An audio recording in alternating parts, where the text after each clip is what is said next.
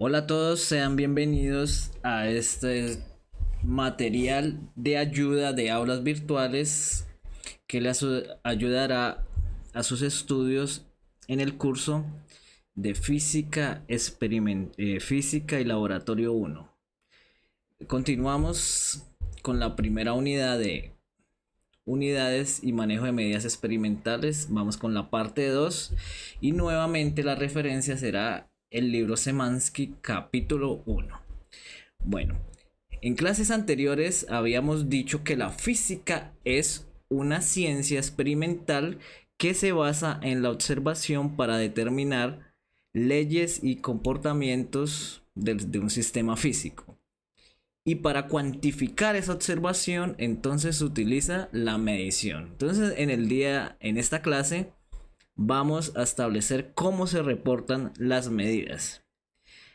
Antes de comenzar a establecer cómo se reportan las medidas, entonces vamos a ver un concepto fundamental y la diferencia entre los conceptos que son la exactitud y la precisión.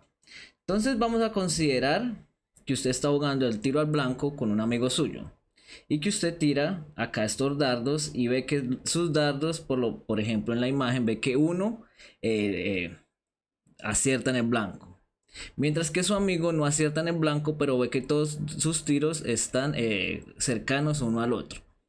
Entonces podemos decir lo siguiente, podemos decir de que usted fue exacto porque usted acertó en el blanco. En términos de medida, la exactitud tiene que ver qué tan cerca está la medición del valor real de una magnitud física.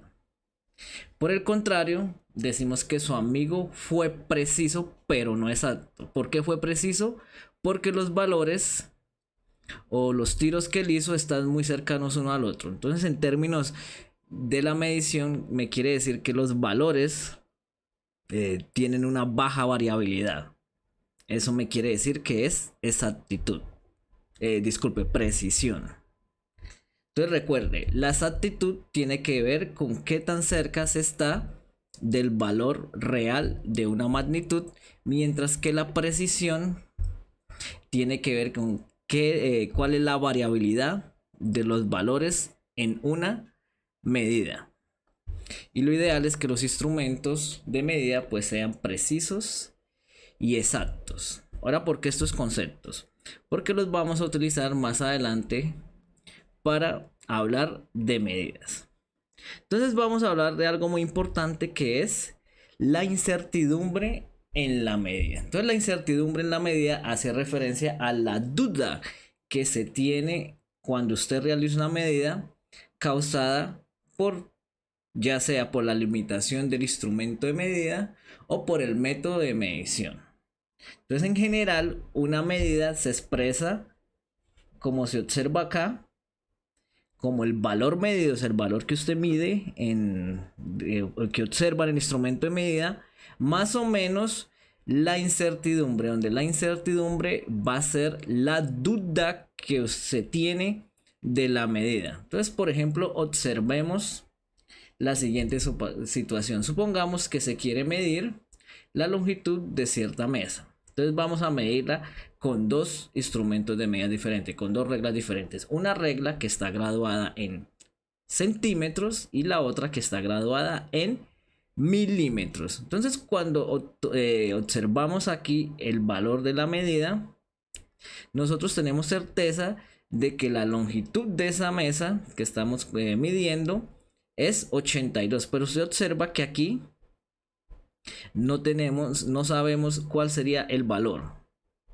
Lo que sí podemos decir es que tenemos en general una duda de 1 centímetro.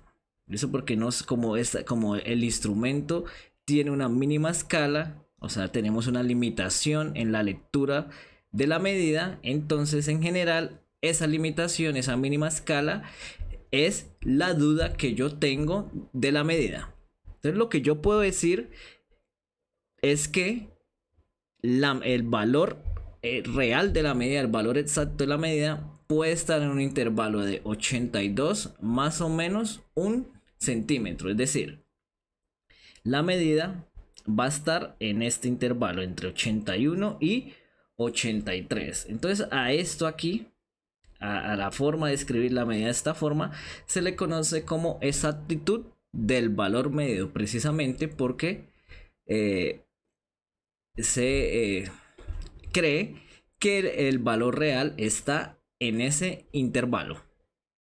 Ahora, si medimos la misma longitud, la misma magnitud física, la misma longitud de la mesa, ahora con la regla graduada en milímetros, observamos que vamos a tener una medida, un valor medido de 82.2, pero ahora vamos a tener una duda de 0.1 centímetro. Y eso quiere decir que ahora el valor real de la medida va a estar entre qué intervalo, entre el intervalo 81.1 y el intervalo de 82.3. Ahora observe lo siguiente, observe que este intervalo es mucho mayor que este intervalo. ¿Eso qué quiere decir? Que el valor real de la medida va a ser más variable, o va a tener una variabilidad mayor con este primer instrumento de medida que con el otro instrumento de medida. Entonces, como hay una variabilidad mayor, o sea, el valor real es más disperso, eso me quiere dar un indicativo de la precisión del instrumento. Entonces, en este caso, decimos que el instrumento es menos preciso y en este caso el otro instrumento es más preciso. ¿Por qué? Porque el valor real se encuentra en un intervalo mucho más pequeño, es decir, la dispersión es menor. Entonces, la incertidumbre también me da un indicativo de la precisión del instrumento. Entonces, la precisión del instrumento es en general la mínima escala de medida que el instrumento tiene. Y reitero nuevamente, todas las medidas se reportan como el valor que usted mide, el que usted observa con su instrumento de medida, más o menos la incertidumbre que me representa la duda. Por otro lado, la incertidumbre puede ser generada por muchos otros factores. Como ya les dije, el factor que por lo general se da una incertidumbre es por la limitación que tiene el instrumento para realizar una medida, ¿cierto? La limitación de su escala de medida. Sin embargo, pueden haber otros factores, como por ejemplo, puede haber un factor que se llama el tiempo de reacción. Esto es en general cuando yo estoy midiendo tiempos. Cuando se está midiendo tiempos, pues hay una incertidumbre o una duda en la medida cuando usted pausa, digamos, un cronómetro, como en este caso, porque toca tener en cuenta el tiempo de reacción suyo al pausar el cronómetro. Entonces, en ese caso, ese tiempo de reacción que usted se demora para pausar el cronómetro me genera una incertidumbre. Entonces, la incertidumbre puede ser causada por el tiempo de reacción. Otra forma en la que se produce una incertidumbre es por el error de paralaje. Ese error de paralaje tiene que ver cuando se observa una medición de diferentes ángulos y por lo tanto se reporta una medida errónea, como estamos viendo acá. Según el ángulo en que se observa el instrumento de medida, pues se puede reportar una medida diferente. Entonces, ese error de paralaje también me genera una incertidumbre en el proceso de medición. Como les dije, la incertidumbre también es generada por el proceso de medición y por la limitación que tiene el instrumento en su escala de medida. Y otra causa que puede causar la incertidumbre, en realidad son varias causas, acá solamente estoy dando 3 ejemplos, puede ser en donde exista una variabilidad de los datos. Es decir, si tengo una magnitud física y la cual hago muchas veces el proceso de medición y me da diferentes valores, Entonces esa variabilidad de los datos pues me generan también una incertidumbre en la medida. Generalmente esa variabilidad de los datos se llama un error aleatorio. Ahora hay que distinguir entre error e incertidumbre. Entonces el error se define como el valor que usted mide menos el valor que se tiene como referencia o que se considera real de esa magnitud. Por ejemplo, supongamos que usted mide una longitud cuya medida reportada es la siguiente: 20.5 más o menos 0,2 centímetros.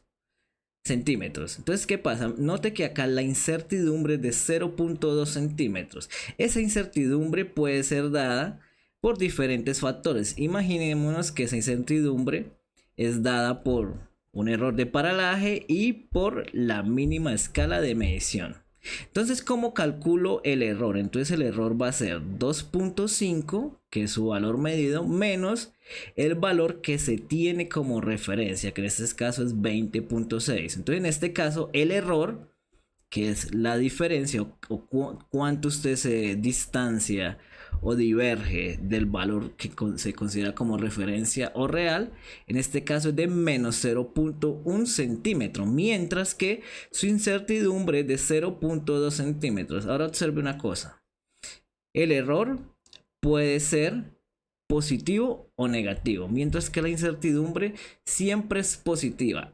El error se puede corregir, o sea, usted puede minimizar el error, mientras que la incertidumbre se estima. El error me representa, como ya lo dije, la diferencia entre el valor real, entre el valor medido y el valor que se considera como referencia o real, mientras que la incertidumbre es una estimación de la duda al momento de realizar una medición. En general, en la incertidumbre lleva en cuenta varios errores. Entonces, por ejemplo, en este caso, la incertidumbre lleva en cuenta tanto el error de la mínima escala del instrumento de medida como el error de paralaje. Entonces, observe que en general la incertidumbre se calcula como la raíz cuadrada de todos los errores e incertidumbres al cuadrado. ¿Qué me quiere decir 20.5 más o menos 0.2 centímetros? Eso me quiere decir que mi valor real está en qué rango. Está en un rango de 20.3 y 20.7. Y como se observa, nuestro valor de referencia está dentro de ese intervalo. Entonces esa es la gran diferencia que existe entre error e incertidumbre. La incertidumbre, recuerden, se estima. El error se puede corregir. La incertidumbre siempre es positiva y en general lleva en cuenta varios errores. Ahora lo siguiente: como en física trabajamos con medidas, entonces siempre deberíamos reportar la medida con su incertidumbre, lo que resulta algo tedioso. Entonces, por lo tanto, en física, en lugar de reportar el valor medido con la incertidumbre, usamos las cifras significativas. ¿Y qué son las cifras significativas? Entonces, las cifras significativas son los dígitos de una medición en el cual me representa o me muestra cuáles son las cifras confiables en la medición y cuál es la cifra en la cual hay una incertidumbre. O sea que en general con las cifras significativas yo voy a tener la estimación de la incertidumbre. Entonces, por ejemplo, si yo tengo esta medida 12.3 más o menos 0.1 centímetro, en lugar de yo escribir todo esto, voy a escribir solamente 12.3 centímetros, en donde la primera cifra yo sé que es confiable, la segunda cifra yo sé que es confiable y la última cifra me representa la incertidumbre. Entonces, en este caso, esta medida va a tener tres cifras significativas. Recuerden, las dos primeras son confiables, mientras que la última me representa la incertidumbre. Las cifras significativas, de hecho, solamente tienen sentido en las medidas. Ahora, por ejemplo, imagínense que yo voy a medir tres medidas cuyos valores me dan 20 gramos, 20.0 gramos y 20.00 gramos. Numéricamente este valor es el mismo, pero en términos experimentales y de medidas es diferente. ¿Por qué? Porque este primer valor, esta primera medida de 20 gramos, tiene dos cifras significativas, lo que me indica que la primera es confiable, pero la segunda es incierta. Entonces, un indicativo de esta medida es que esta medida es 20 más o menos 1 gramo. Recuerden que la incertidumbre está en la última cifra. Ahora, en la segunda medida tenemos 20.0 gramos. Esto me quiere decir que voy a tener tres cifras significativas. Recuerden, las dos primeras van a ser confiables y la última es incierta. Entonces 20.0 gramos, que significa tres cifras significativas, se estima que es 20.0 más o menos 0.1 gramos. Entonces noten que el número de cifras significativas también me da un indicativo de con qué instrumento se realizó la medida. Ahora, por ejemplo, en el último 20.00 gramos me indica que la medida puede ser en realidad 20.00 más o menos 0.01 gramos. Entonces observen lo siguiente, observen que el último instrumento es mucho más preciso que los otros dos y por lo tanto tiene más cifras significativas. Entonces las cifras significativas también me dan la posibilidad de identificar cómo se realizó el proceso de medida y me da información sobre la precisión del instrumento de medida con que se realizó la medida. Entonces eso es lo importante de las cifras significativas. Ahora vamos a ver cuáles son las reglas que se utilizan para determinar el número de cifras significativas en una medición. Entonces la primera regla me indica que todos los dígitos diferentes de ceros en un número son significativos. Recuerde que ese número proviene de una medida. Entonces, por ejemplo, el número 1, esta medida 123.45, como no tenemos 0, entonces ¿cuántas cifras significativas? Vamos a tener 5 cifras significativas. 1, 2, 3, 4, 5. Acá están las 5 cifras significativas. La otra reglita me dice, los números situados entre dígitos no nulos son significativos. Ejemplo, acá tengo esta medida. 1002.3. Observen que estos ceros están entre dos dígitos no nulos. Entonces, ¿cuántas cifras significativas vamos a tener? Vamos a tener 1, 2, 3, 4, 5 cifras significativas. La otra reglita nos dice, los ceros a la izquierda del primer dígito no nulo no son significativos. Entonces, por ejemplo, observemos esta medida. Esta medida es 0.0023. ¿Cuál es el primer dígito no nulo? El 2. Entonces los ceros a la izquierda de estos dígitos no son significativas. Entonces, por lo tanto, el número de cifras significativas en este caso es 1, disculpen, es 1 y 2. La otra regla. Los ceros a la derecha de un número decimal son significativos. Entonces, por ejemplo, acá 2.300 o 2.300, ¿cuántas cifras significativas va a tener? Entonces va a tener 1, 2, 3, 4. Volvamos de hecho al ejemplo al principio que teníamos. Observe, mire, acá cuántas cifras significativas va a tener. Entonces recuerden que los ceros después del punto decimal cuentan como cifras significativas. Entonces en este caso va a tener 1, 2, 3, 4. Y aquí cuánto vamos a tener? 1, 2, 3. Y acá cuánto vamos a tener? 1, 2 cifras significativas. Recuerden las reglitas. Después de un dígito diferente de 0, el 0 cuenta como cifras significativas. Al igual que después del punto de final, cuando el dígito es diferente de 0. ¿Listo?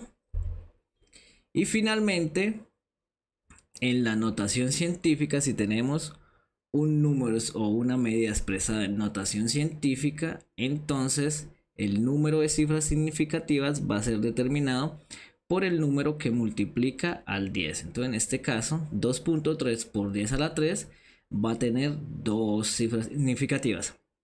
Mientras que en este caso 2.300 por 10 a la 3 va a tener cuatro cifras significativas. ¿Cuáles son? 1, 2, 3, 4. Entonces esas son las reglitas que se utilizan para calcular el número de cifras significativas de una medida. Ahora, ¿por qué usamos esas reglitas? Pues porque vamos a ver ahora dos reglas en las cuales se necesita el estimar el número de cifras significativas cuando se suman, se restan o se multiplican diferentes medidas. Entonces vamos a comenzar cuando se suman y se restan diferentes medidas. Claro está que en la suma y la resta solo voy a poder sumar o restar medidas de la misma naturaleza. Es decir, si tengo kilogramos, los voy a sumar o restar con kilogramos. No los puedo sumar ni con segundos ni con metros. Entonces, ¿qué me dice la primera reglita? Me dice, el resultado de la suma o la resta debe tener tantas cifras decimales como el número con menos cifras decimales en la operación. Entonces, por ejemplo, si yo tengo acá 12.11 más 3.6, entonces el resultado va a tener ¿cuántas cifras decimales? Pues mire, este tiene dos cifras decimales y este tiene una cifra decimal. Entonces recuerden la reglita, el resultado va a tener el número de cifras decimales como el número con menos cifras decimales en la operación. O sea, en este caso el número con menos cifras decimales es 3.6, que tiene una cifra decimal. Entonces, por lo tanto, cuando realice el cálculo de esta suma, el resultado solo debe tener una cifra decimal. Otro ejemplo, supongamos que yo tengo 100 centímetros más 10.4 centímetros. Entonces, el resultado, ¿cuántas cifras decimales va a tener? Pues en este caso, el que menos tiene cifras decimales es el 100, que tiene 0. Por lo tanto, el resultado va a tener 0 cifras decimales. Entonces, en este caso, el resultado es 110 centímetros. Ahora la otra reglita es cuando se multiplica y se dividen medidas. Acá, si yo puedo multiplicar o dividir medidas de distinta naturaleza. Es decir, si yo tengo metros, una medida que me dan metros, y la divido en una medida de tiempo, digamos en segundo, entonces yo voy a tener como resultado una medida cuya unidad va a ser metros por segundo. Entonces acá sí se pueden multiplicar o dividir medidas de diferente naturaleza. Entonces, ¿qué me dice esta reglita? Esta reglita me dice, el resultado debe tener tantas cifras decimales como el número con menos cifras significativas en la operación. Entonces, por ejemplo, yo tengo acá el número 4.56, es una medida, y lo voy a multiplicar por 1.4. Entonces, nos preguntamos, ¿cuántas cifras significativas tiene esta medida? Tiene 1, 2, 3. ¿Y cuántas cifras significativas tiene esta medida? 1, 2. Entonces el resultado, como me indica la regla, debe tener dos cifras significativas. Como en este caso tiene 1, 2 cifras significativas. Entonces esas son las reglas que se utilizan cuando hacemos operaciones entre medidas. Recuerde, la de la suma, resta y la de la multiplicación. Ahora pasa lo siguiente. Suponga que usted tiene tres medidas. Entonces va a tener 0.745. ¿Cuántas cifras significativas tiene 0.745? Recuerden que ceros a la izquierda de un dígito no nulo no cuentan, las cifras, no cuenta como significativo. Entonces en este caso tenemos tres cifras significativas. El 2.2 tenemos dos cifras significativas. Y el 3.885 va a tener cuatro cifras significativas. Entonces, cuando se realice la operación en la calculadora, el resultado, ¿cuántas cifras significativas debe tener? Pues recuerden que es el que tenga menor de las medidas. Entonces, en este caso, el resultado debe tener dos cifras significativas. Entonces, cuando realizamos la operación en la calculadora, nos da todo este número y ya sabemos de antemano que el resultado debe ir hasta acá, porque hasta acá hay dos cifras significativas, hasta el 2. Ahora la pregunta es, ¿será que estos números me afectan este resultado o el 2? Entonces la respuesta es que sí, esos números van a afectar esta cifra significativa a la cual usted quiere redondear dependiendo de los valores. Entonces ahí es donde vamos a utilizar los métodos de redondeo. Entonces las reglas de los métodos de redondeo son las siguientes. La primera es, si el dígito después de la última cifra significativa deseada es menor que 5, se mantiene la última cifra significativa sin cambio. Entonces, por ejemplo, yo quiero redondear este número 3.14159 a 3 cifras significativas. Entonces, a 3 cifras significativas significa que voy a parar aquí en el 4. Entonces, como me dicen la reglita es, miramos el siguiente dígito a la última cifra significativa que quiero redondear, ¿cierto? Y comparo. Si este dígito es menor a 5, entonces el resultado es 3.4, es decir, esta última cifra significativa no sufre cambios. Ahora la otra regla es, si el resultado es mayor de 5, entonces la última cifra significativa aumenta en 1. Entonces, por ejemplo, 3.14659, yo lo quiero redondear a 3 cifras significativas, es decir, el número iría hasta acá, hasta el 4. Entonces, ¿qué es lo que hago ahí? Observo el dígito siguiente. Como ese número es mayor a 5, entonces el resultado es tal que a esta cifra significativa le va a aumentar una unidad. Entonces el resultado en este caso es 3.15.